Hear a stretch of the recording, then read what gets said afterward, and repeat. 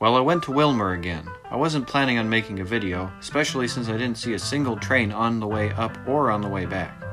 I saw enough interesting locomotives at the yard that I figured I'd make a short video for my latest visit. But first, some industrial switchers. Here at the ADM facility in Marshall, Minnesota is GMTX 2653. It was built a GP38 in 1970 for the Louisville and Nashville, and later made its way onto the Seaboard system and then the CSX. Sometime in the mid-90s, it went to the North Carolina and Virginia Railroad. For a few years, it was owned by Locomotive Leasing Partners until finally being bought by GATX Rail Locomotive Group sometime in 2006. GATX upgraded it to Dash 2 electrical specifications. NREX 7288 is currently in Maynard, Minnesota. This SD40-2 was built in 1980 for the Burlington Northern. It was sold to First Union Rail in the early 2000s and later to National Railway Equipment in the 2010s. Today, it still wears BNSF Heritage 1 paint. When I arrived at Willmar Yard, there were 4 EMD road engines that looked ready to depart. In the lead is a GP60M, followed by a GP39-2 and 2 SD60Ms. Fourth in position is number 1462, which I spotted in my last visit. All of these engines have been yard regulars for a few years now. The train is pointed west for the Morris subdivision. I'm assuming that it will be a local headed for northeastern South Dakota, but I'm not totally sure.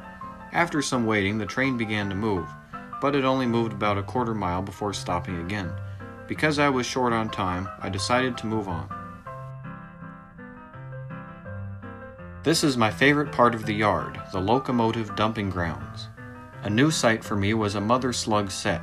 BNSF 58 was originally an ST9 that was built in 1956. Attached to it was a snoot nose SD40-2. Moving westward and there's a GEVO, then a Dash 9. These things are as common as nickels and pennies, so I don't have anything too riveting to say about them. Ooh, a Canadian penny. Next in line is something that is definitely interesting, a B40-8W.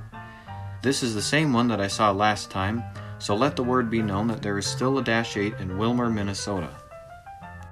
Next is an SD70 Ace, and it's like a GEVO, but more interesting because it's an EMD. Oh, and it just keeps getting better because in front of it is a fake bonnet Dash 9 with some pretty good looking paint. In my BNSF paint schemes video, there was a little squabble in the comments about whether fake bonnets exist or not. This is a warbonnet paint scheme. It was originally created by the Santa Fe in the late 30s for their passenger trains.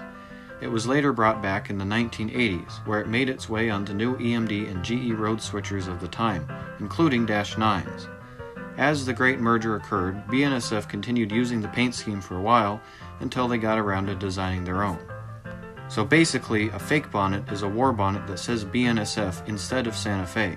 Anyway, next to it is a GP39-2 and a Cascade Green SD40-2. Through the trees was an SD70 Mac. At the time, I assumed it was the same one I saw last time, but I was wrong. So now I've seen 2 SD70 Macs, and parked next to it is another GEVO. Well, I hate to end it here, but like I said, this was going to be a short one. I hope you enjoyed, and I'll see you in the next one.